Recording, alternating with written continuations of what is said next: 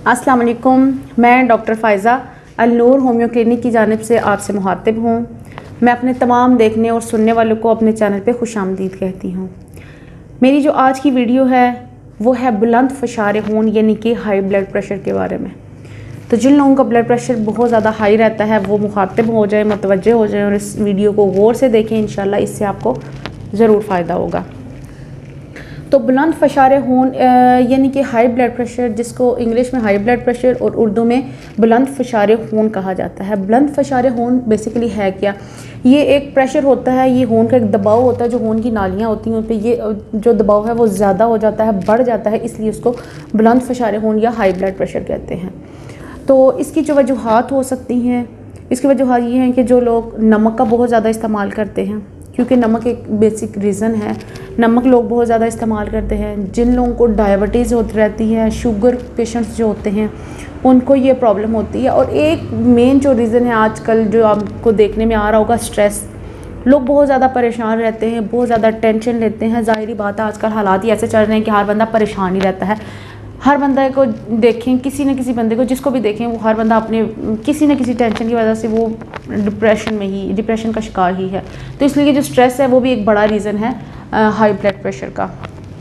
इसके अलावा जिन लोगों का वेट बहुत ज़्यादा है और लोगों का काम है बैठे रहना, दिन भर कंप्यूटर का काम है तो पूरा दिन बैठे रहना, तो उस वजह से एक्सरसाइज तो ज़ाहिर बात है फिर हो नहीं सकती है। तो इसलिए भी लोगों का हाई ब्लड प्रेशर जो है वो हाई रहता है।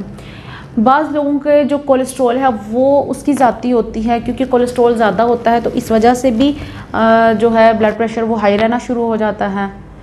तो ये छोटे, इसके अलावा बाज़ टाइम हम देखें कि लोगों का ब्लड प्रेशर जिनका ठीक भी रहता है वो बाज़ टाइम ऐसे कभी कभार ऐसे होता है कि वो कोई खाना ऐसा खा लेते हैं जो बहुत गर्म होता है, तो उससे भी उनका ब्लड प्रेशर हाई हो जाता है।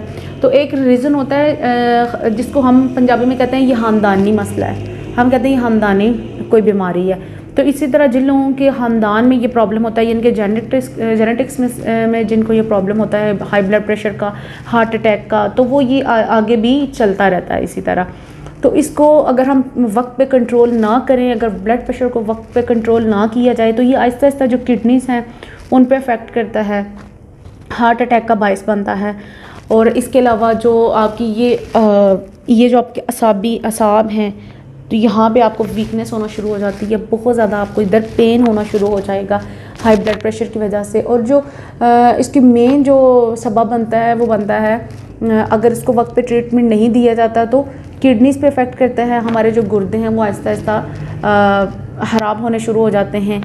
और हार्ट अटैक जो है वो भी होता है, उसका एक रीज़न है, क्योंकि ज़ाहिर बात है जब ब्लड प्रेशर हाई होगा तो उसके साथ कोलेस्ट्रॉल भी हाई होगा। जब कोलेस्ट्रॉल हाई होगा तो फिर जो खून की नालियाँ उनमें चिकनाई जमना शुरू हो जाएगी। जब खून नालियों में चिकनाई जमेगी तो खून का जो बहाव है वो कम हो जाएगा। तो हार्ट की तरफ जो हार्ट जो है वो सर्कुलेट करता है ब्लड, उसकी सर्कुलेशन में कमी आना शुरू हो जाएगी, तो इस वजह से हार्ट अटैक का बायस बनता है। तो आज मैं आपको बताऊंगी एक छोटा सा नुस्खा, लेकिन नुस्खा सिर्फ एक नुस्खे की हद तक है, आप उसको इस्तेमाल करें। उससे अगर आपका ब्लड प्रेशर ठीक हो जाता है तो वेल एंड गुड, अगर नहीं ठीक होता तो आप वक्त पे अपने डॉक्टर से चेकअप करवाएं, उसका ट्रीटमेंट लें प्रॉपर।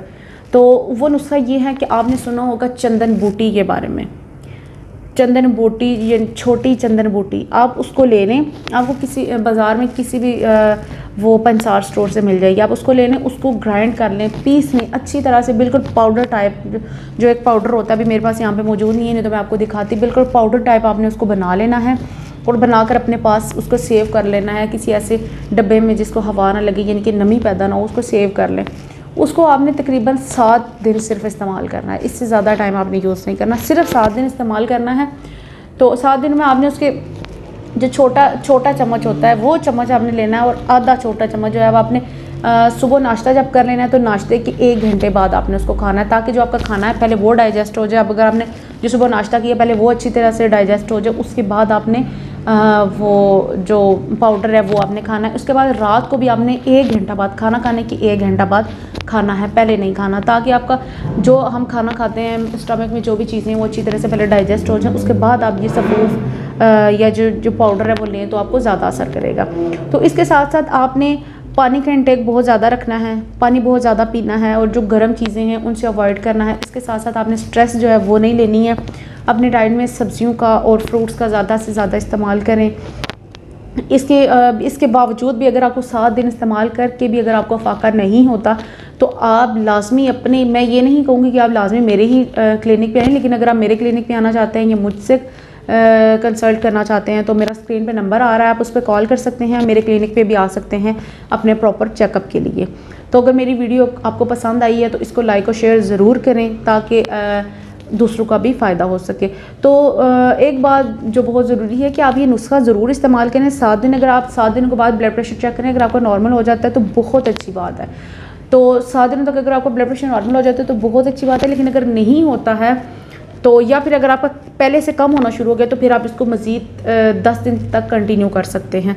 लेकिन इसके बावजूद अगर आपको फ़र्क 10 दिन भी यूज़ करके अगर आपको फ़र्क नहीं पड़ा तो आप लाजमी किसी डॉक्टर को चेक करवाएं, क्योंकि ये आहिस्ता आहिस्ता, मैंने आपको पहले भी बताया कि आहिस्ता आहिस्ता हार्ट अटैक की तरफ या फिर जो हमारी किडनीज़ हैं उन पे अफेक्ट करना शुरू कर देता है। तो वीडियो पूरी देखने का बहुत शुक्रिया। अल्लाह हाफिज़।